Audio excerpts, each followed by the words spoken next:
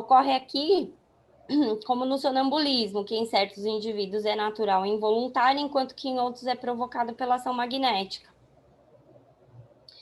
E aí ele fala, ainda que esses fenômenos sejam ou não o resultado de um ato da vontade, a causa primária é exatamente a mesma. Que acho que é o que a gente vai ler esse item agora. É o que eu falei. Bom, estamos acabando aqui primeiro, então. Inicialmente, acabando a nota ainda, inicialmente chamado de sono mesmérico, em homenagem ao seu descobridor, pela semelhança desse sono, o sonambulismo natural passou a ser chamado sonambulismo provocado, em virtude da ação do magnetizador, para o indivíduo alcançar esse estado. Todavia, alguns sonâmbulos podiam alcançar essa condição sozinhos, justificando o exemplo dado por Kardec. 12, continue. Ainda que esse fenômeno seja ou não resultado, o que você acabou de falar, de um ato da vontade, a causa primária é exatamente a mesma e não se afasta em nada das leis naturais. Os médiuns não produzem, portanto, absolutamente nada de sobrenatural. Em consequência, não fazem nenhum milagre. As curas instantâneas não são mais miraculosas do que os outros efeitos, porque são devidas à ação de um agente fluídico, cujas propriedades não deixam de ser natural. Ou seja, o fluido cósmico natural está na natureza, não é um efeito especial, sobrenatural de ninguém. Não é algo, não é uma coisa que vem de outro mundo, que não está nas leis da natureza, entendeu? Assim como a questão da vontade, só para chamar a atenção de vocês, a questão da vontade também faz parte das leis, não naturais, outros tipos de lei. Tá? Mas são leis do universo também, criadas por Deus. Tá? É importante que isso fique claro aqui, vocês vão ver logo adiante, nos próximos capítulos, por quê. Tá? Gente... Ok? Vamos lá? Então vamos. 13. A intervenção de inteligências ocultas nos fenômenos espíritas não os torna mais miraculosos do que todos os outros fenômenos que são devidos a agentes invisíveis, já que esses seres ocultos, que povoam os espaços, são uma das potências da natureza, cuja ação é incessante sobre o mundo material, tanto quanto sobre o mundo moral. O Espiritismo nos esclarecendo sobre essa força, dá-nos a chave de uma multidão de situações inexplicadas e inexplicáveis. Ok? Continuamos falando de ciência aqui. De leis que a ciência... Pode ser que a gente não conheça todas, mas elas são leis. Não são efeitos especiais, nem efeitos sobrenaturais, muito menos efeitos sobrenaturais. Tá?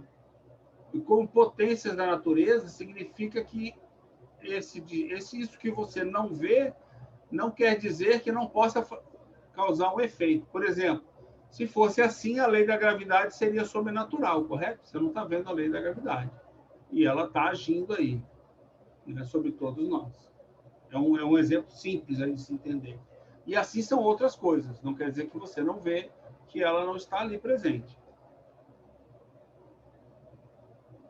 O magnetismo e o espiritismo revelam uma lei que, se não desconhecida, é no mínimo mal compreendida. Os efeitos eram conhecidos porque ocorrem em todos os tempos, porém não se conhecia a lei. Uma vez conhecida a lei, o maravilhoso desaparece e os fenômenos entram na ordem das coisas naturais. Tranquilo? A gente já viu isso acontecer inúmeras vezes na história da ciência, né? Esse trecho está no livro Mesmer. Esse trecho está no Mesmer? É. Ah, é? Desde o Espiritismo esclarecendo-nos sobre essa força. Não, mas Mesmer até não esse... Ah, tá, no livro Mesmer, tá. Livros Mesmer. Essa obra aqui, né? Isso. Isso aí. Não, tá? E não é de Mesmer, isso aí é de Paulo. Isso aí é Paulo que deve estar citando Kardec. Isso é Kardec, né? Porque Mesmer, Kardec veio depois de Mesmer, né? Quando Mesmer morreu, acho que Kardec era bebê ou criança. Melhor dizendo, o Mesmer veio antes do Espiritismo. 1815. Peraí, um de cada vez. Mesmer morreu, acho que em 1815, não foi? Isso. Não, o que eu ia falar é, o Espiritismo é posterior a Mesmer. Isso. Foi o que eu falei. Kardec tinha 10 anos quando morreu. Então, é o que eu falei. Era criança. 10 anos no caso de Kardec, do Espiritismo nem tinha surgido. Isso. 10 anos, Kardec. A não ser... Aliás, nem Kardec tinha surgido, né? Kardec, ele colocou esse nome nele em 54, Ah, é verdade, 55. é verdade. O Hipólito. Não tinha nascido. 15. Quanto aos milagres propriamente ditos, nada sendo impossível a Deus, ele pode fazê-los sem dúvida. Mas ele os faz? Ele próprio derroga as leis que estabeleceu? É um belo questionamento, né? Por que Deus estabeleceu uma lei para ele mesmo descumprir? Não cabe ao homem prejulgar os atos da divindade e o subordinar à fraqueza do seu entendimento. Ao seu soberano poder, ele junta a soberana sabedoria. Por que então faria milagres? Para dar testemunho do seu poder, dirão? Mas o poder de Deus não se manifesta de maneira bem mais eloquente, pelo conjunto grandioso das obras da criação e pela harmonia das leis que regem o universo. Concordamos com isso? Acho que agora só a Vanessa está no meu plano astral aqui, os outros todos estão absolutamente navegando pelo universo cósmico, fluídico. E o que é o seguinte, até hoje continua, Kardec está dando a resposta para as pessoas de hoje ainda, porque você diz, não, mas Deus existe, basta você olhar a criação, que é a prova de que existe. Não, mas isso é pouco. Ele dá provas, toda hora chora uma santa, isso, mas que bobagem, é o contrário. Né? Tá tudo perfeito aí para você, mas você quer uma santa chorando. A pessoa quer uma coisa sobrenatural. Até sobre esse negócio de santa chorando, tem um filme que é um fato real de canonização de uma santa não, de uma pretensa santa, né, americana, que teria a estátua chorava. E aí o Vaticano mandou um padre para averiguar o fenômeno e descobriu que era um fenômeno da natureza, um fenômeno normal e que ela não chorava sobrenatural, entendeu? Ou seja, aquela estátua não chorava, né? A estátua não chora. Aquilo era um fenômeno químico que se dava entre a tinta e a, sabe? E aí ela chorava em certas condições, ela chorava, que se repetiam em momentos que coincidiam. Então, né?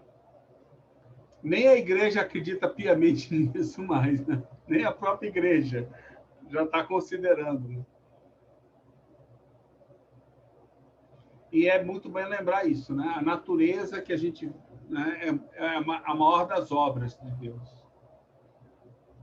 Não, e na verdade, Deus, a natureza é as leis divinas, né? As leis divinas são a natureza. Parar de pensar em Deus como uma figura, um ser, a gente não, isso aí é diminuir Deus tremendamente. Né?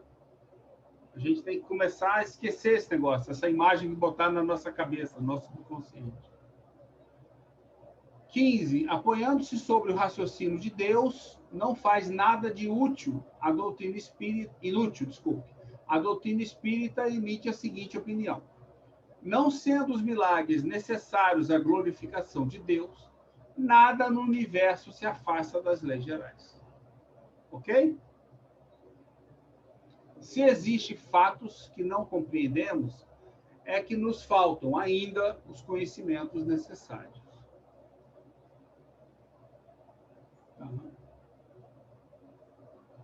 16. Admitindo-se que Deus tenha, por razões que não podemos avaliar, derrogado as leis que estabeleceu, então elas não são mais imutáveis.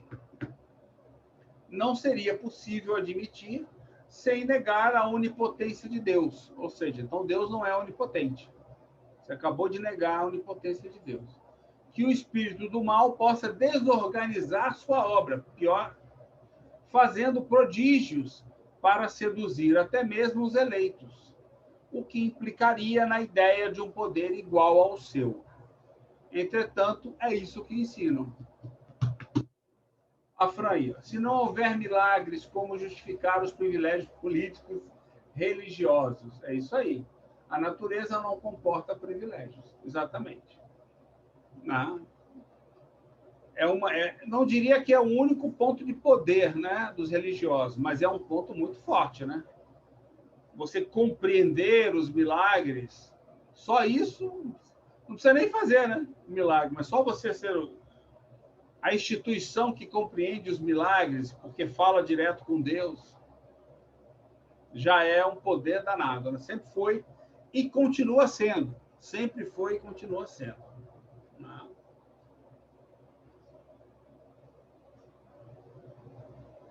Se Satanás tem o poder de interromper o curso das leis naturais, que são obra divina, sem a permissão de Deus, ele é mais poderoso que Deus. Correto? Portanto, Deus não tem a onipotência. Ele, como pretendem, lhe delega esse poder para induzir mais facilmente os homens ao mal. Seria a negação de um dos atributos, sem os quais Deus não seria mais Deus. Né? Se a gente tirar a onipotência de Deus, você acabou de mudar Deus. E num ponto importante. Dessa forma, a igreja distingue os bons milagres que vêm de Deus dos maus, que procedem de Satã. Quer dizer, já começou a categorizar. Mas como poderia diferenciá-los? Alguém sabe? Quem leu para frente não pode falar. Só quem não leu. Fica quieta, Vanessa. A Vanessa está lendo para frente. Estou sacando ela já. Não, eu já li. Eu sei, já leu antes e está lendo agora. Você não pode dar a resposta. Tem que ser outro que leu antes e não está vendo agora por escrito. Se repetir Kardec aí, vai tomar 0. Aí, não tem ninguém. Realmente o pessoal está... Todo mundo aí acredita no diabo. Já deu para sacar isso aí, entendeu? Então tá bom. Vamos lá, vamos ver. Isso é bom. Se ninguém respondeu, é sinal que todo mundo leu. É um ponto positivo, não é? Sei não. Eu sou mais duro. Eu acho que ninguém leu. Ninguém respondeu. E só a Vanessa que ia responder. Mas a Vanessa a gente sabe que lê, né? Então, eu não deixo ela responder. Eu li, posso provar. Está até marcado a resposta da pergunta que você leu, Vanessa. Eu sei que você leu, Vanessa. Pelo amor de Deus. Inclusive, isso me chamou a atenção dele falar isso de milagre de Satã. Então, explica para a gente aí, Vanessa. Explica para a gente aí. Eu achei interessante ele chamar de milagre oficial o que vem de Deus, o não oficial o que vem de Satã. De Satã. Então, agora a Vanessa vai continuar no ponto 16 para frente, a ler e a explicar para a gente. Vamos lá. A possibilidade de certos fatos considerados miraculosos sendo reconhecida, é preciso concluir que qualquer que seja a origem que lhes atribuam, são efeitos naturais de que se podem valer os espíritos ou encarnados, como da própria inteligência e de seus conhecimentos científicos, para o bem ou para o mal, conforme sua bondade ou sua perversidade. Quer dizer, não tem milagre. Existe sempre uma causa, ela é explicável. A gente pode até não conhecer. A humanidade pode ter estado num estágio que não conseguia explicar. E a gente pode estar em estágio que não consegue explicar outras coisas, mas não tem nem milagre e não tem sobrenatural também. Mas, dizem, a religião se apoia sobre fatos que não são nem explicados nem explicáveis. Inexplicados, talvez. Inexplicáveis é outra questão. Quer dizer, são explicáveis, mas a gente ainda não tem condição de explicar. E a gente vai avançando e vai quebrando essas ideias de milagre aos poucos, né, através da história. Esse capítulo é um complemento, né? Ele está totalmente linkado com o que a gente estudou no capítulo 3, o bem e o mal, né? Onde não existem duas forças, né? Deus e o diabo. A gente, né, viu isso no capítulo 3 e aqui ele está falando isso, que a gente vai entrar no próximo capítulo, que a gente vai estudar, né, os milagres do Evangelho, as curas, as obsessões, né? E para a gente poder entender tudo isso, a gente precisa entender que os espíritos são agentes da natureza, os fenômenos estão dentro das leis, e aí a gente vai estudar o fluido perispiritual, né, no capítulo que vem. Que aí, né, um vai complementando o outro. Vamos continuar daí, Ivan.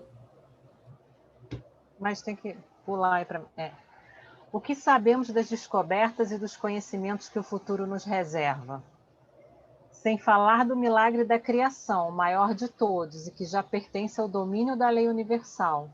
E não vemos, no âmbito do magnetismo, do sonambulismo, do espiritismo, os êxtases, as visões, as aparições, a visão à distância, as curas instantâneas, as suspensões de objetos, as comunicações orais com os seres do mundo invisível.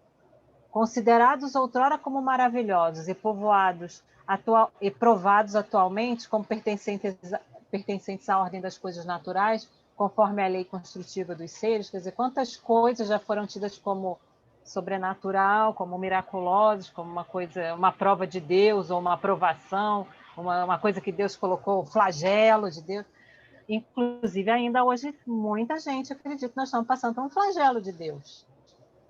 E não por um agente biológico, que tem causas naturais para acontecer e para se propagar. E não tem nada a ver com uma expiação coletiva, que a gente tenha feito coisas para desencarnar em massa, essas coisas tristes. Até os espíritas continuam acreditando que a gente está passando por um flagelo lançado por Deus. E se propaga pela nossa própria irresponsabilidade, exatamente, né? Pela nossa própria ação ou omissão, né? Eu gosto muito de lembrar daquele exemplo da explosão daquele vulcão Krakatoa, né? Que teve todo o misticismo religioso em volta e tal. E hoje os vulcões estão explodindo por aí, todo mundo já sabe antes de explodir que ele está em risco de explodir. Quer dizer, a gente até consegue prever quando ele vai provavelmente explodir, né? Já tem aparelho para prever. Já tem aparelho, já tem tudo, quer dizer. Então, sabe, é a mesma história do palito de fósforo na tribo indígena, né? É a mesma lógica. Quer dizer, você virou... Não, inclusive a própria pandemia. Eu vi que a OMS já sabia que estava, porque é possível cientificamente se prever. Não vai saber a data exata, mas olha, do jeito que as coisas caminham, vai acontecer. Isso não não é milagre, nem premonição. Não é premonição. É bem isso aí. Então vamos lá. O Sérgio, você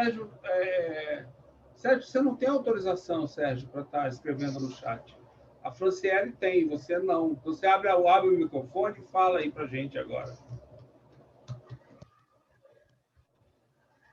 Ele é tímido. Ô, Conde, conversa com o teu amigo. Oi. Aí. Alô? O que você falou? O que você queria falar para a gente, Sérgio? Então, a ciência, ela vai achar a resposta para tudo. O que nós chamamos de sobrenatural é coisa que a ciência não pode explicar ainda. E você estava falando de terremoto, furacão, eu coloquei aí que tem um site, Painel Global, que ele faz o monitoramento de terremoto, vulcão, tempestade, tudo isso aí.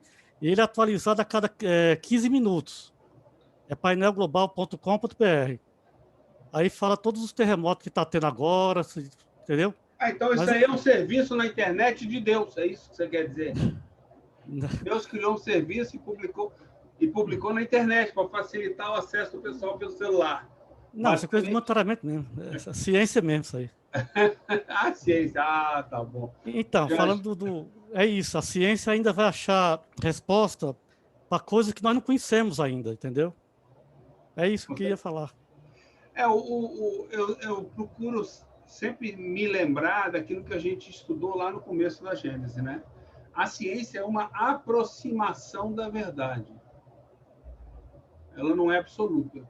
Então, o que Mas ela hoje a é gente também. acha que é a verdade, ela vai, daqui a pouco, descobre um pouco mais e aperfeiçoa e vai se melhorando, entendeu? Então, Mas mas a ciência ela também é uma é. comprovação até um certo ponto, com Sim. certeza. Ela é um fato que a gente, como a gente conhece. Na medida que ela vai evoluindo, ela vai se melhorando e vai aprofundando mais. Ou seja, o que corrobora aquilo que a gente acabou de ler.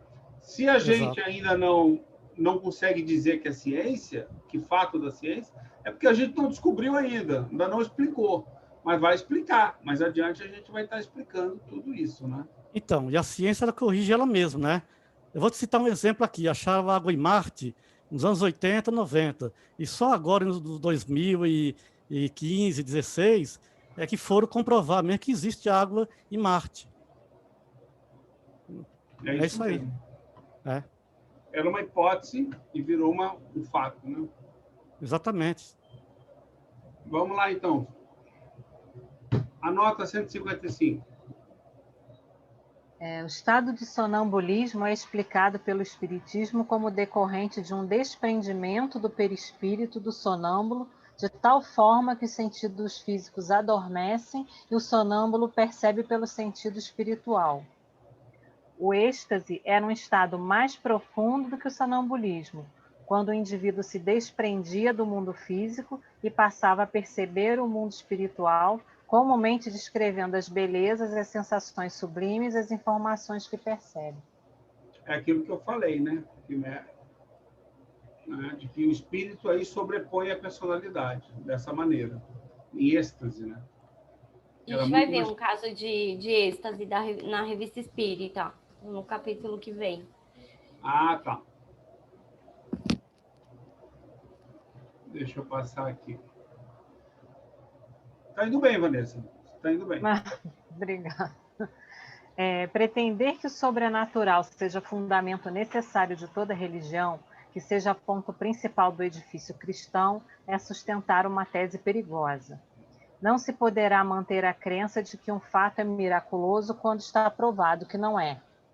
O Espiritismo considera a religião cristã de um ponto de vista mais elevado, dá-lhe uma base mais sólida do que os milagres, as imutáveis leis de Deus que regem tanto o princípio espiritual como o material. Essa base desafia o tempo e a ciência, porque ambos virão sancioná-lo. Muito bem dito. Ele é ótimo, né? Porque ele constrói o raciocínio de uma maneira que no final do capítulo não tem como você se rende a ele. Certo? Podemos seguir? Espera aí. Não há necessidade do sobrenatural para render a Deus o culto que lhe seja devido. O que falta à natureza, bastante imponente por si própria para provar o poder supremo? A religião encontrará, igualmente, menos incrédulos quando forem em todos os pontos sancionada pela razão. Faça-os compreender que o mal real é a obra do homem e não de Deus. Não procure amedrontá-los pelo quadro das penas eternas, que lhes fazem duvidar da vontade de Deus. Encoraje-os pela certeza de que podem redimir-se um dia e recuperar o mal que tenham feito. Essa parte é a coisa mais linda. É verdade. Então, essa parte não é um complemento do que ele colocou no céu e inferno, que é o que foi modificado. Porque aqui ele está falando que a igreja se relaciona com nós através do medo. Impõe um medo de Deus e isso aprisiona o indivíduo, paralisa o indivíduo. E essa questão que ele está colocando, né, que ele coloca a religião do cristianismo, entendendo ele como um milagre, o próprio Cristo fala ao contrário do que a igreja fala, porque Cristo em nenhum momento trouxe os fenômenos de cura, né, de desobsessão que ele fez como fenômenos sobrenaturais, e sim como naturais. E ele ainda dizia, é a sua fé, a sua vontade que você empregou na sua cura, na sua desobsessão, que fez com que você saísse dessa condição. E aí ele falava, podeis fazer o que eu faço e muito mais. Né? Mas através do desenvolvimento dos atributos da alma que a gente pode evoluir e compreender, né? Através da compreensão das leis materiais e espirituais e o desenvolvimento das nossas faculdades que a gente vai chegar nessa questão. Então, essa parte eu acho que é fundamental, né? Para a gente refletir quanto que se é imposto uma relação por meio de castigo e recompensa, e exatamente na obra que Kardec, né, vai falar sobre que não podemos decretar um código penal divino, que ninguém tem essa autoridade, e nem colocar penas eternas para um indivíduo que comete um erro, foi as partes que foram totalmente mutiladas do céu e inferno. E aqui a gente percebe que ele está fazendo um link com a obra anterior, né? E ele usa só a questão da reparação, que é também um fundamento que é totalmente interpretado erroneamente dentro do movimento espírita. Porque você ouve as pessoas falando assim, como assim ele não vai pagar? Ele não tem que reparar, mas o sentido de reparação é pagamento. E o pagamento é pelo sofrimento, que se eu desejo isso, atrás de mim tem uma vingança embutida. Eu quero ver ele sofrer o que ele causou. É uma vingança. Porque eu acredito que Deus se vinga, que Deus castiga, que Deus pune, que Deus tem privilegiados.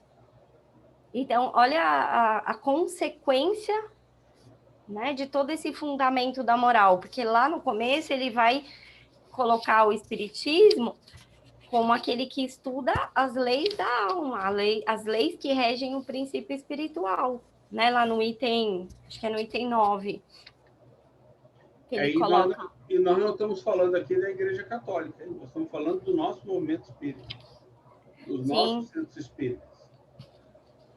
Faz exatamente a mesma coisa que a gente está falando da Igreja Católica. No item 9, né, que ele vai colocar aqui, o Espiritismo vai estudar as leis que regem o princípio espiritual. Então, quais são as leis que regem o princípio espiritual? Como que a alma fica? Em que situação? Mas é interessante, né, ver até como foi feita a substituição aqui no Brasil, né? Quer dizer, e ele não vai pagar, quer dizer, o reparar virou pagamento devido, né? Quer dizer, atrasado ainda, né? Viu? É que foi também. Não, pode falar. Não, é só essa questão aqui, ó. O mal é obra do homem, não de Deus e nem de um ser criado por Deus, né? Como Satanás. É mais da mulher, viu, rapaziada? Mas tudo bem, vamos deixar... Não, ali tá homem, né? Não, eu tô mas ali ele está se referindo, assim, que na verdade se refere aos dois sexos, aos dois, entendeu? Homem e mulher, sim. Mas a gente sabe que é muito mais mulher, até porque tem muito mais mulher no mundo, né? Então a gente Amigo, mulher é tão evoluída que ele nem cita aí, ó. Esse argumento de ter mais mulher do homem, logo tem mais mal dentro da mulher, é bom, né? Esse aí é o capo cheio. Isso, né? Que vocês falam, que a Eva que induziu o homem ao pecado, é uma forma de começou ela com uma responsabilidade pelos erros. Já começa lá atrás. Não vamos retomar. É verdade que esse Adão era Maria, vai com as outras. Né? Ele era condicionado, ele não tinha hábito adquirido ainda. Essa foi boa. Quer dizer que ela tinha livre-arbítrio. Aí ela tinha livre-arbítrio. Aí fez a cagada e levou o homem junto. Ah, tudo bem. Eu tô entendendo. Tô entendendo. Não, mas ela levou ele junto, não. Ele foi porque ele quis. Não. Ele quis. Mas aí ele não assumiu a responsabilidade dos atos e a mulher, como guerreira corajosa, ela falou, não fui eu. E aí ele, para não falar bem o termo, né, ficou com medo. Falou, não, foi a Eva. A culpa não é minha, não. Hoje tá difícil. Hoje eu não estou com inspiração e os outros não ajudam. Não tá, amigo. Hoje eu estou mais rápido. Os outros ficam calados, não ajudam. Eu não estou dando conta de vocês duas juntas, não. Então, viu? Pode falar, Sérgio.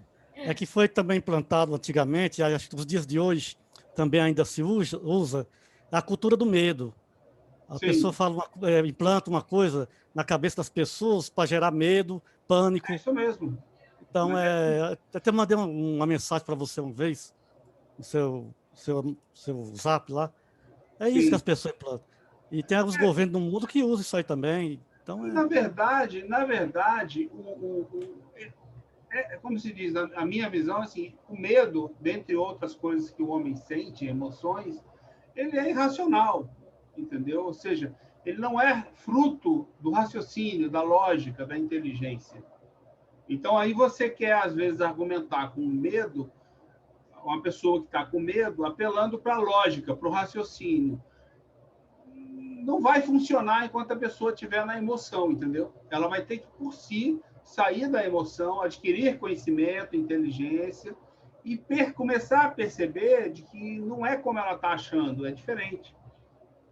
Na minha interpretação. Então, o que você acabou de falar é o seguinte: a emoção, ela não serve de bom guia, ela não é um bom guia para o homem, entendeu? Ela não é um bom guia para o homem. Eu leio dessa maneira, né? Ela não é o melhor guia, embora todos nós temos emoções e nos deixamos guiar por elas.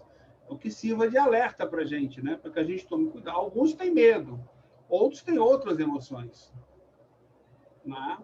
Então, não somos perfeitos ainda, né? exato. Bem colocado, bem lembrado. É que nem aqui, nós estamos estudando aqui, às vezes tem pessoas que têm até medo de perguntar besteira, alguma coisa, né? Estamos aprendendo, não?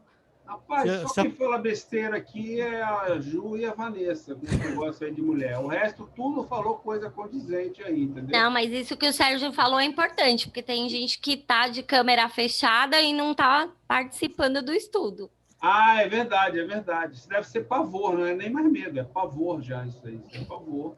Isso denota um grande grau de inferioridade. Daí para o inferno, ó, primeira escorregadinha, desce rapidinho para o inferno, entendeu? Pessoal, inclusive o Arthur, com certeza, o Arthur está com a câmera fechada ali.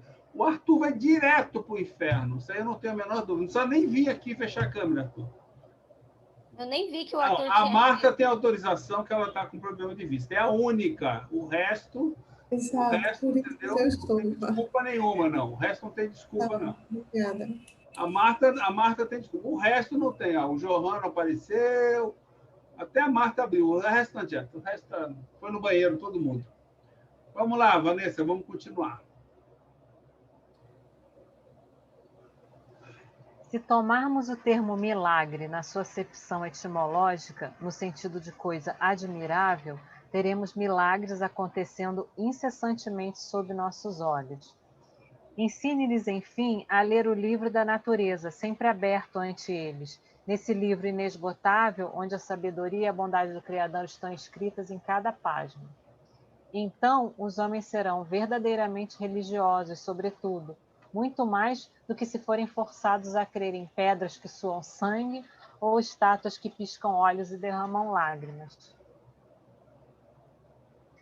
Aí ele está falando exatamente para os religiosos, para aqueles que, para as outras religiões, né? Ao invés de vocês amedrontarem, né? Ou falarem de milagres. Acabou? Esse era o 19, era o último. Minha apresentação acabou aqui. Acabou só o capítulo? Tem aqui no item 19, só tem um trechinho que eu acho importante. Não estou te ouvindo, Ju. Tem um mau contato aí no microfone. Melhorou? Tá me ouvindo?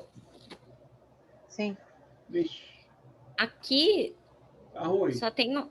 A Vanessa falou que tá me ouvindo. Tá me ouvindo, Van? Não. Eu tô ouvindo. Tô ouvindo. Eu tô. Fala, Juliana, estou me ouvindo. Ah, então só tira que tá com problema aí. Tá normal. Sou eu? Tu que tá com problema. Não, sou eu. Minha caixa que desligou aqui. Eu mudei de caixa. Desculpa. Aqui nesse trechinho, né, que ele fala, eu não coloquei, mas eu acho importante, né, que é isso que a gente está falando. Faça os homens compreender, principalmente, que o mal real é obra do homem e não de Deus. Não procure amedrontá-los pelo quadro das penas eternas, nas quais acabam não acreditando mais e que lhes faz duvidar da bondade de Deus, mas encoraje-os pela certeza de poder redimir-se, né?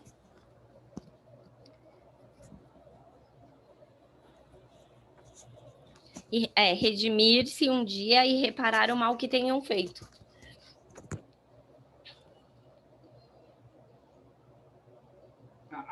Acaba no item 19 do capítulo 3? Acaba, ele é curtinho, porque ele é um link com o próximo e com o capítulo 15, que é os milagres do Evangelho. Então tá. Então, Ele é praticamente um esquenta pro próximo. Então vamos começar Você tem aí a apresentação do outro ou vamos direto para a obra? Eu abro aqui a obra, se for só ler. Não, eu tenho. Tu quer que eu mando? Deu meia hora, ainda falta meia hora ainda. Não, ou a gente para aqui. Sim. Ninguém quer debater, conversar sobre o capítulo? O que achou, o que não achou? Tem muita gente quietinha hoje, amigo. Usos práticos, né? Se vamos falar sobre os usos práticos do capítulo 13 na sua vida pessoal. Vamos lá, podem começar a falar aí. Pô, tem vários, mas eu não vou falar que eu já Não, você não vai falar nada, você vai ficar quieto.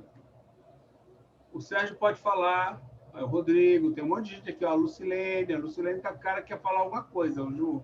Eu já falei. O que a Juliana falou mesmo, esse capítulo ele é bem um complemento lá do terceiro, né? Fala do bem e o mal, fala sobre as religiões, a compreensão errônea aí das penas eternas, né? Em vez de condenar o homem, né? Fazer ele questionar, de se desenvolver, usar a razão, né? Realmente é um complemento. Um capítulo curtinho, mas bem interessante. Ele conecta, né? Na minha cabeça, ele conecta bem essa questão de...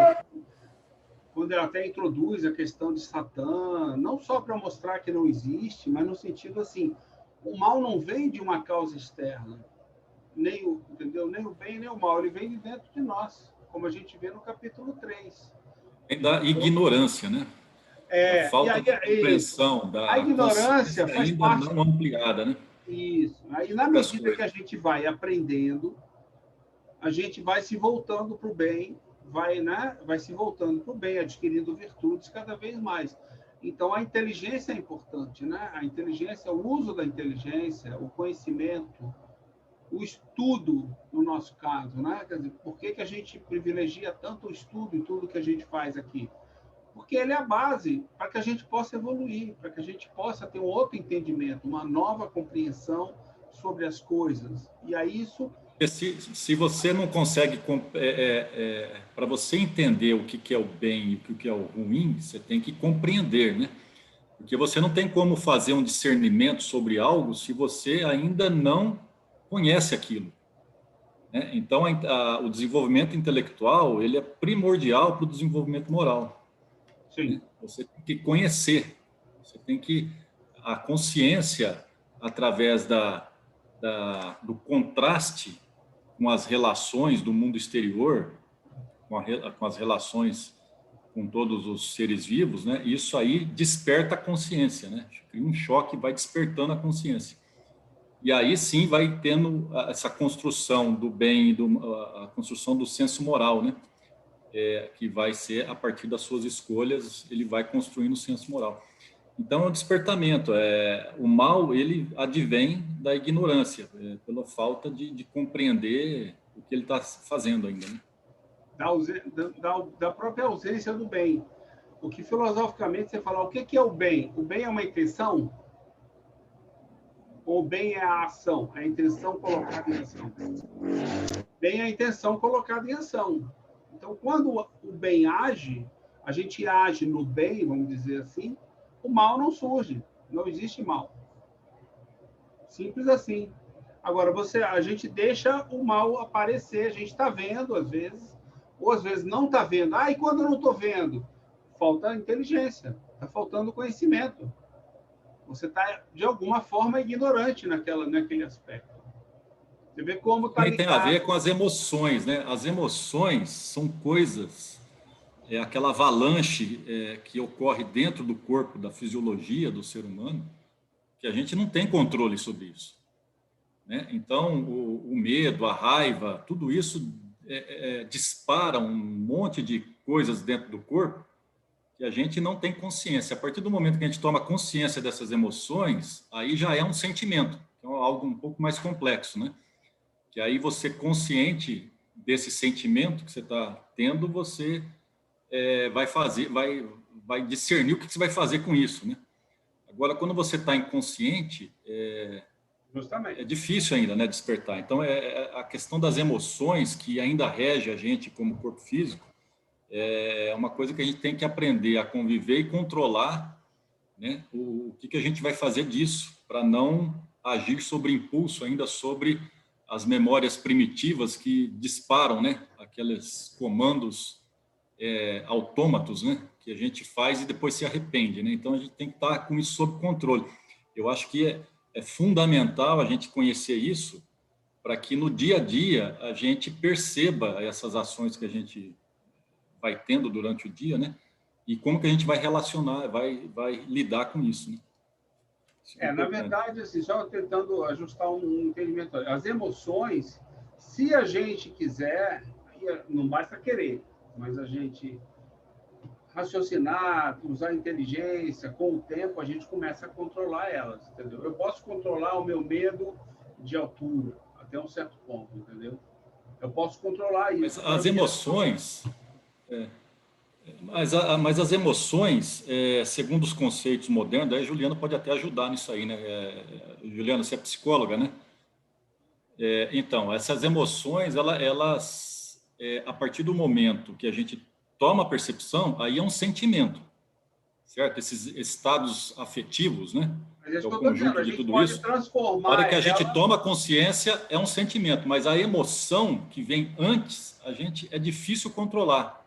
Porque a hora que você percebe, as emoções já agiram no corpo. Não, aí eu concordo. Elas já soltaram. Você já produziu sudorese, você já soltou adrenalina, né? Isso é então, a emoção agindo sobre o corpo físico. Agora, quando você percebe tudo isso, aí sim você consegue controlar. Aí é isso que eu falei. Quando a gente percebe, aí é o sentimento que vem, aí sim a gente vai discernir o que vai fazer com isso ou não, né? E é pelo pensamento, porque a gente tem um pensamento que vem pela abordagem que eu atendo, tá? Não tem outras que pensam diferente. Então, na parte que a gente estuda a cognição, a gente primeiro tem o pensamento, que vai gerar uma emoção, que vai gerar uma resposta comportamental. E o pensamento, ele vai vir de acordo com a situação que eu estou vivenciando. E a forma que eu vou interpretar as situações está relacionada às crenças que eu tenho sobre mim mesmo, sobre o mundo, sobre as pessoas, e eu sempre acrescento a crença que eu tenho sobre Deus, porque ela influencia na interpretação que eu vivencio. Então, muitas vezes a gente ouve assim, Deus quis, Deus fez. Então, é a submissão que eu vivencio, eu fico sendo conduzido pela emoção da tristeza, porque eu penso assim, Deus quis, eu estou vivendo, eu interpreto essa situação como uma vivência de sofrimento, de punição, e em todo momento que eu penso nisso, eu vivencio a emoção da tristeza. Quando eu modifico a emoção, quando eu modifico a minha forma de interpretar a situação, e isso relacionado a mim mesmo, a Deus, às pessoas, ao mundo, a forma, né, como eu vou interpretar.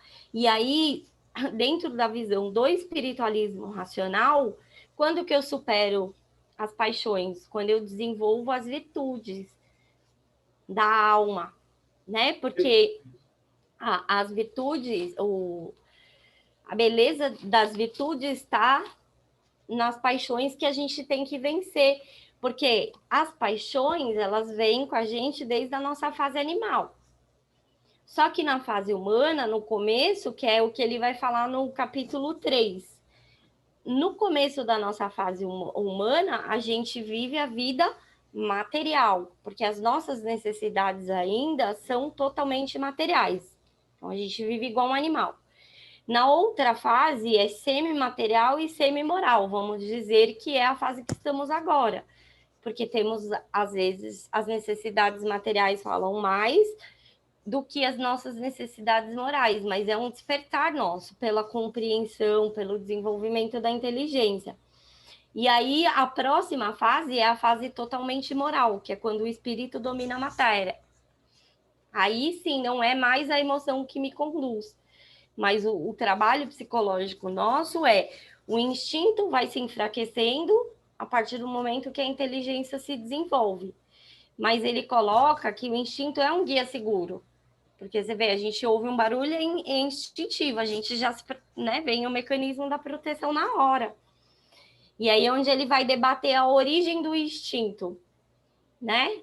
E aí ele coloca, seja qual for a origem do instinto, é aquela que estiver mais de acordo com a bondade divina, né? Porque ele fala que se o instinto provém dos espíritos, teríamos tanta variedade de instinto quanto a variedade de espíritos que temos.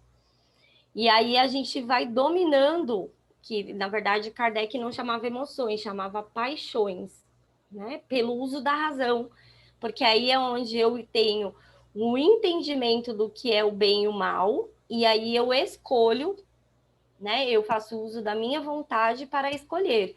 E aí, se eu escolho o mal, eu desenvolvo uma imperfeição. Só nesse momento é uma imperfeição. Antes disso, não. Então, ele coloca lá na Gênese que o mal é relativo. Eu entendo assim também, nessa questão do instinto, como a gente vem de um princípio inteligente se desenvolvendo desde o mineral e vem chegando à fase que a gente está, o instinto é uma memória que o espírito fica gravada, né, no meu entendimento, tá? Aqui é uma questão pessoal.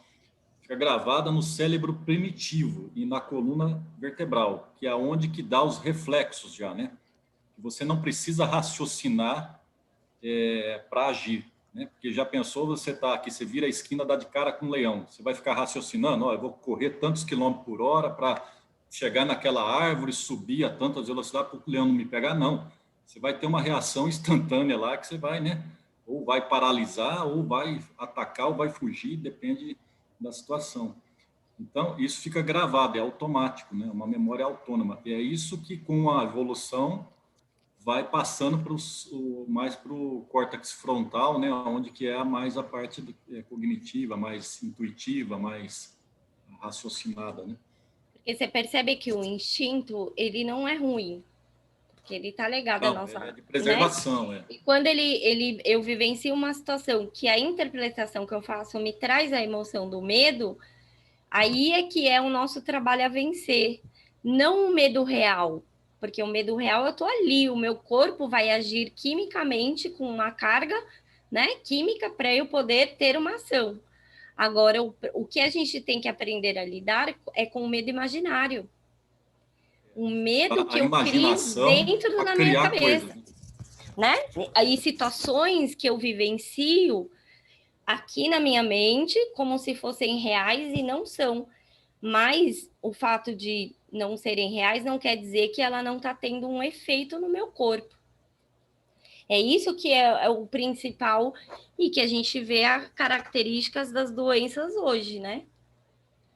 Viu, Juliano? Tem um autor que é neurocientista, acho que ele é até português, que tem uns livros, chama O Erro de Descartes. Você conhece, Juliana? Não conheço. O Erro de Descartes. Ali ele explica muito bem qual que é a questão da emoção, dos sentimentos. Então, é uma questão assim de conceito atual, né, da ciência, mas que é um pouco diferente lá de Kardec. Kardec fala das paixões, que na realidade seriam as emoções, mas a definição de emoção atual, ela está muito relacionada só ao corpo físico. E aí, quando você toma consciência dessa emoção, que é aquela descarga de um monte de coisa no corpo, né, para tomar uma atitude, é que é o sentimento que ele fala. Então, você tomou consciência dessa emoção, aí já é um sentimento, não é mais uma emoção. Entendeu? É interessante essa questão aí para complementar os estudos. Então, a gente vai separar a questão. A emoção são 5. Medo, raiva, tristeza, alegria e nojo. Os sentimentos a gente vai trabalhar no âmbito do amor, da fraternidade, da solidariedade, que são sentimentos que vão nascendo em nós, que a gente pode até colocar, né, dentro da visão psicológica como virtudes. Porque se a gente pensar o que é um espírito superior, ele já venceu as paixões. Não existe nada externo a ele que tire o equilíbrio interno dele. Você pode ver o Cristo. Não tinha nada externo ali acontecendo que tirasse o seu equilíbrio interno, as suas conquistas internas. Ele não se desequilibrava. Imaginando quando a gente chegar numa posição dessa, né? Sim, Nada nos abala. mas você percebe que é um exercício e como que a gente aprende a fazer isso nas dificuldades da vida. Porque eu vivencio uma dificuldade, aí como eu vou interpretar? Por exemplo, nessa pandemia, perdi né, uma pessoa que eu amo, muito querida, faleceu. Como que eu interpreto isso? Isso vai gerar, às vezes, um desequilíbrio e um luto patológico, que aí eu vou viver a minha vida em função desse luto. Eu não consigo sair do luto. E isso se torna uma patologia. Mas isso está ligado a como? Como eu vou interpretar fixo, né? Isso. E aí a gente estuda isso lá, né, nas sensações, percepções dos espíritos, nos trabalhos mediúnicos. Quando o espírito vem, ele está preso numa fixação mental, ele não consegue sair dali. E qual é o trabalho do dialogador? Você vai tirar aquele espírito daquele pensamento fixo, que ele repete várias vezes. Eu odeio essa pessoa, eu preciso me vingar. Você vai conversando pelo diálogo, fazendo ele interpretar a situação de outra forma. E todos eles têm cada um com um centro de interesse, todos é a mesma coisa, os que estão com esses problemas. Sim. Tem sempre. Mas é um trabalho, né, nosso também, que a gente vai perpassando por essas situações. Se eu desencarno e eu estou presa a essas situações, é a minha mente, né? Eles são ali. Pessoas como nós, só que estão desencarnados. Só que estão desencarnados. E se a gente aqui na vida não fica preso, às vezes numa briga, num acontecimento lá de trás, eu vivencio todo dia aquilo como se fosse naquele dia. Ô, Ju, eu ia te falar isso, porque a gente está falando na questão do desencarnado, mas tem aquelas pessoas que têm um problema de relacionamento, a filha com o pai, e ela, pelas circunstâncias da vida, esse pai não cuidou dessa filha, e essa filha não perdoa. Ela se obsedia, né? E também transmite essa vingança, esse ódio contra esse pai, e não perdoa, não tem. Ela diz para mim que nem o milagre de Deus vai fazer essa mudança. É exatamente essa frase, nem o milagre de Deus. Então, tem um filme que ele não é espírita, mas é um filme que eu gosto muito, que é aquele A Cabana. Não sei se todo mundo já assistiu.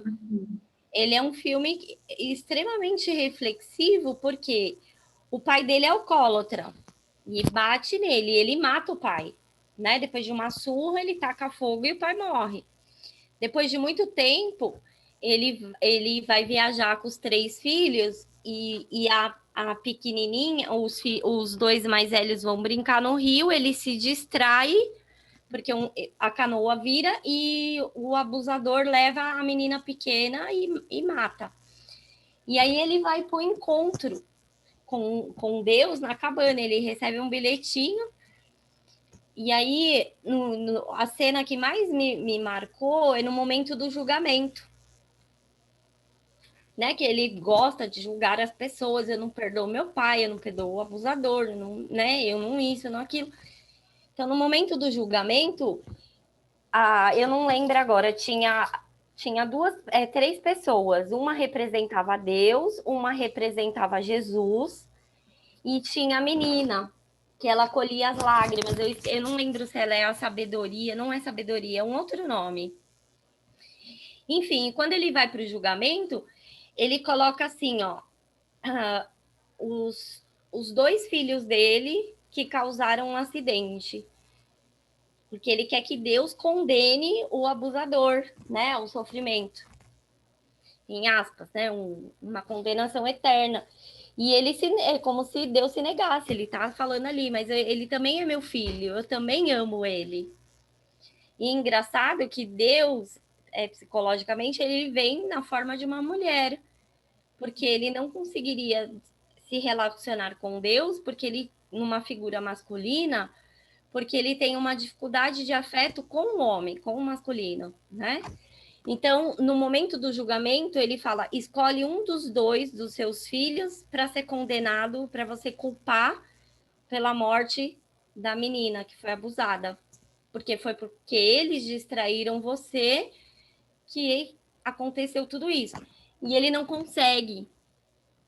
E aí, né, ela fala: se você, como homem, não consegue condenar um dos seus filhos, por que que você está pedindo que Deus condene um filho dele?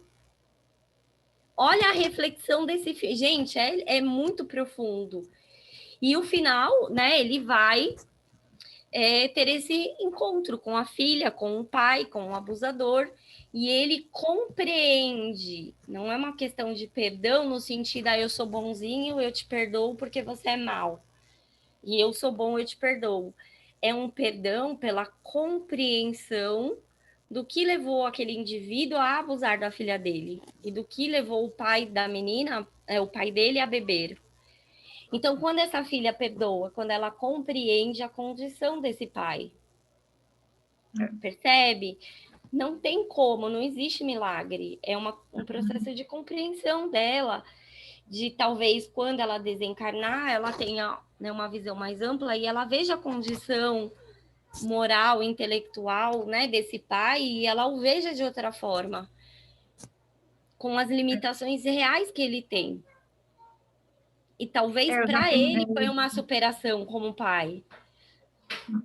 Mas é só uma outra visão, mas como a pessoa é evangélica, não julgando a religião, mas é o que eles têm como conceito de vida, e aí não tem jeito, né? Porque é o milagre, então, quando a gente estuda a Gênesis e tudo isso, eu acho tão esclarecedor, tão lindo, mas eu vejo que, não sei, eu acho que vai demorar muito, porque a maioria evangélica, né? E acho que com essa questão do espiritismo o que aconteceu, né?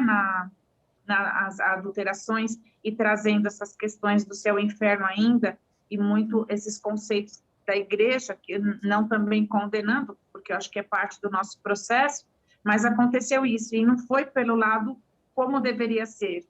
E as pessoas julgam o espiritismo, né, como coisas do demônio, fazendo valer as questões da igreja, tanto a católica como a protestante e as suas derivações. E a gente percebe no dia a dia, nas pessoas, essa questão de Deus, humanizar Deus, que Deus quis, Deus faz, Deus me deu, né? Ai, vi até adesivo nos carros, foi Deus quem me deu, foi Jesus quem me deu, uma coisa assim, né? Então, eu penso assim, nossa, quanto tempo vai demorar para esse processo acontecer, né? Então, mas você percebe que quando a pessoa fala assim, eu não perdoo, ela tem uma rigidez. E aí, vamos supor, eu vivo uma vida inteira esperando aquela pessoa pagar. E essa minha rigidez está associada a um orgulho. Sim. Porque eu não aceito que essa pessoa não é do jeito que eu quero que ela seja. E aí eu entro pro âmbito do orgulho. Enquanto ele não for e fizer do jeito que eu acho que é certo, eu não perdoo. Isso, entendeu? Isso. E esse pai nunca vai chegar nessa condição, porque ele não tem essa condição para dar. Ele também não tem, E aí o agravante é assim, eu vou esperar porque a mão de Deus vai cair nele, ele vai pagar. E aí vamos supor que esse pai vive exatamente assim. Exatamente materialmente, bem, se diverte, né? Curte a vida. E aí qual é o consolo dela? Quando ele morrer, ele vai para o inferno. Aí ele vai pagar. É exatamente isso. Percebe? E não tem o que fazer. E aí eu alimento essa condição. Ah, você vai pagar. Como ele, né? Então, com ele.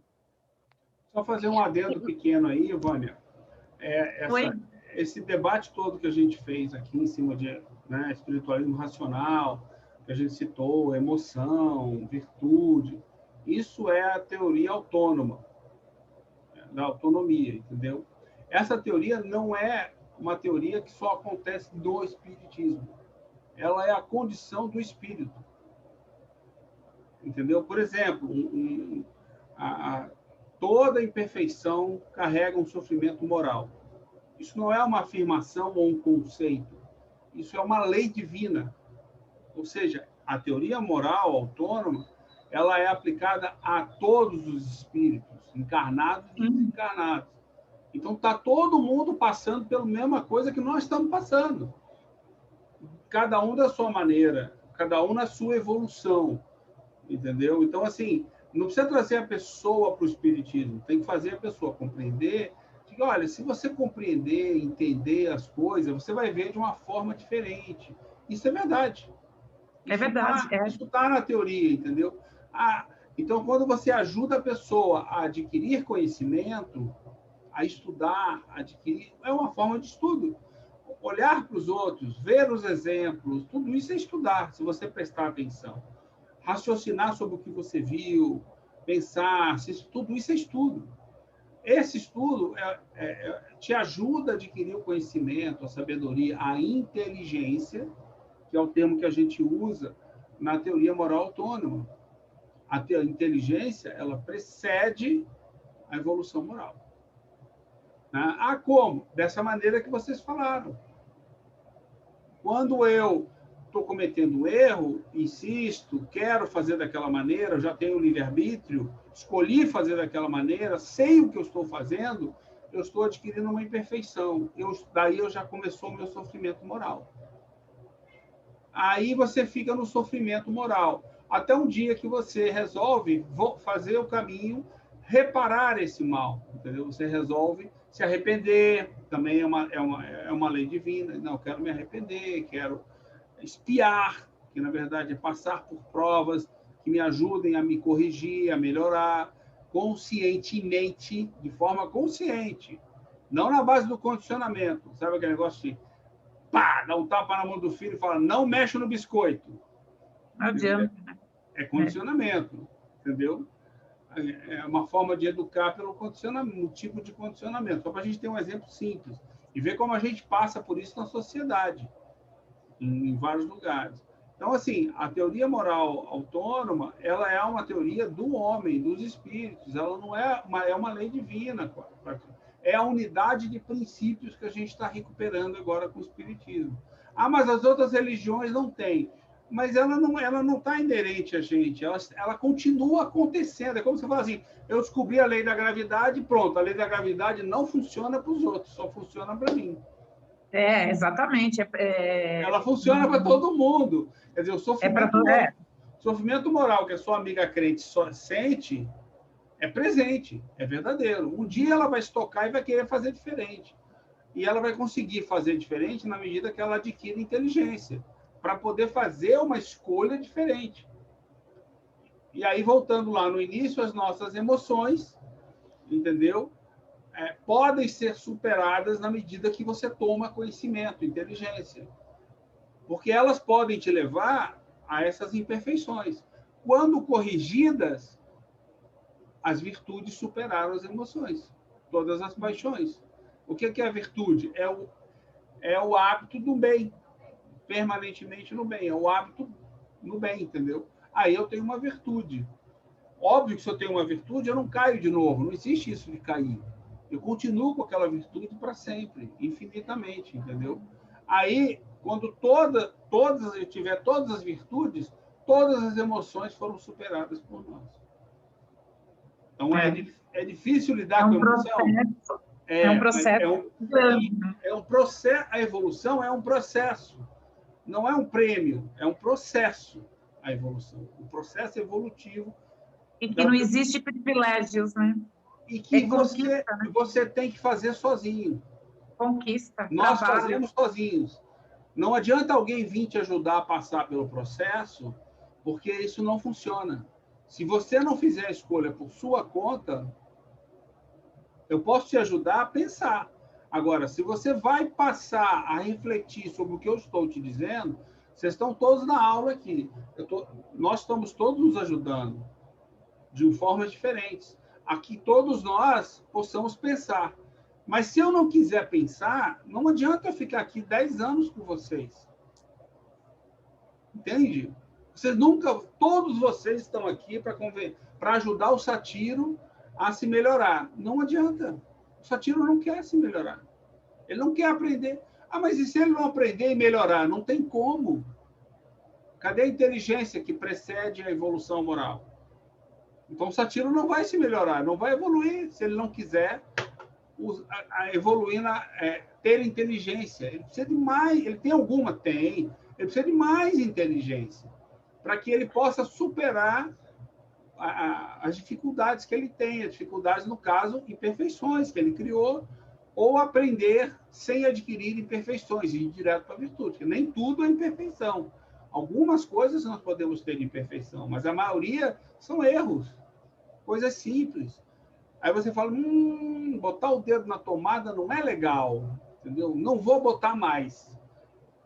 Né? Pronto. Você, com um exemplo, ou com o que você passou, você não insistiu no erro. Você mudou de caminho. O que é isso? É inteligência, é conhecimento. É a inteligência agindo e te melhorando. E isso tudo, e mais algumas coisas, é a teoria moral autônoma, que foi tirada de nós nessas adulterações. Entendeu? E que todos crentes, católicos, cristãos, budistas, todos nós, espíritos encarnados e desencarnados, seja um desencarnado crente ou desencarnado ou um encarnado crente, todo mundo está sujeito às mesmas leis. Só para deixar esse ponto. Hoje eu estava escutando um episódio daquele programa do Herculano Pires no Limiar do Amanhã, é o 105. Alguém perguntou alguma coisa assim para ele, ele falou: ser espírita não transforma ninguém em evoluído. Até porque, ele não falou isso, mas até porque há quanto tempo existe o espiritismo? Em quantas encarnações nós somos espíritas? Acho que no máximo 2. Mas, assim, a gente está aqui para fazer experiências. Ele ainda falou, não é para pagar nada, nem isso, é para fazer experiências. Todos vão fazer experiências, os que são espíritas, os que não são. Só que o espiritismo te diz o que está acontecendo com você. Se você quiser isso pode te ajudar. Isso pode te ajudar. É uma maneira... Se você vê o que está acontecendo, mas você continua sendo a mesma pessoa, vai depender de você melhorar ou não. É isso aí.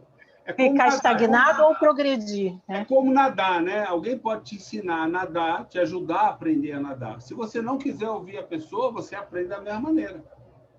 Vai demorar mais, talvez você quase se afogue, ou se afogue, morra, mas aí na próxima você continua tentando, né? Porque o bom é isso, né? Você morre na vida encarnada, mas volta pelas próximas 10 vezes. Pega e te joga na água de novo. Né? Tu pega e se joga na água de novo, entendeu? Até o dia... Aí você vai aprender, um dia você vai saber nadar, né? É a mesma lógica. Ou você vai ouvir alguém que pode falar, olha, faz por esse caminho aqui. Ou você vai olhar para alguém que está nadando e falar assim, interessante essa maneira dele de ficar na água, né? E aí você vai lá e tenta imitar a pessoa e aprende. Então, todos nós estamos sujeitos a isso. É bem isso mesmo, né? Kardec também nos lembra isso, né? E sempre coloca o espiritismo não como a religião do futuro, né? Mas como um caminho, uma opção da gente se melhorar no futuro.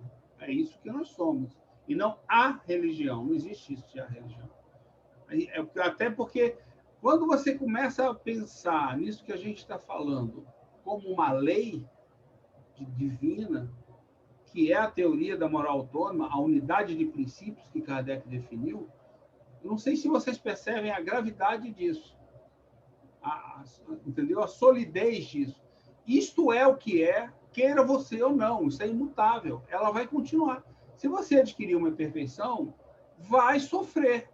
Eu estou sofrendo. Tem alguma coisa errada contigo, você está com alguma imperfeição.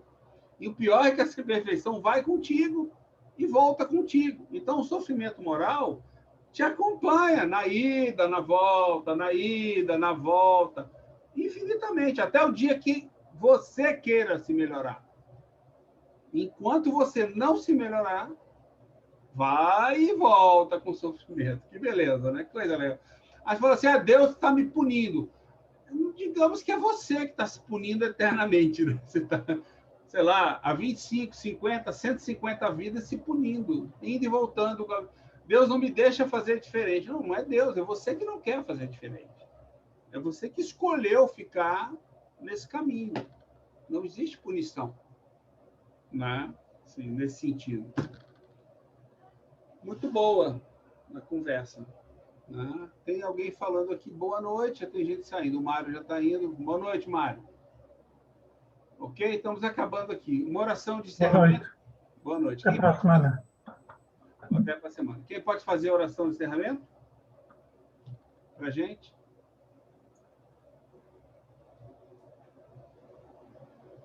Ninguém. Então a gente vai voluntariamente escolher alguém. Entendeu? O Johanno já fez da outra vez. Então, vai ser lá primeiro, a Lucilene.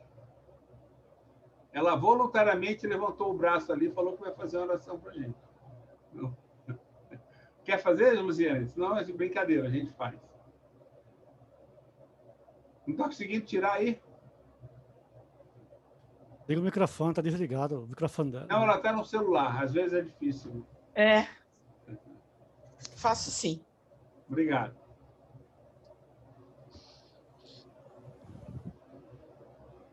Pai, espíritos amigos que estiveram presentes nessa tarde de sábado, gratidão a todos e muito obrigada por termos a oportunidade de estarmos aprendendo um pouquinho mais dos ensinamentos que poderão nos fazer umas pessoas melhores. E que na próxima semana possamos todos estar reunidos em teu nome, Pai. Que assim seja, graças a Deus. Que seja, graças a Deus. Bom final de semana a todos, amigos. Igualmente, e, todos. E inimigos, no caso ali do Roberto, não tenho certeza ali. Você voltou, você não é mais Camila, né? Você agora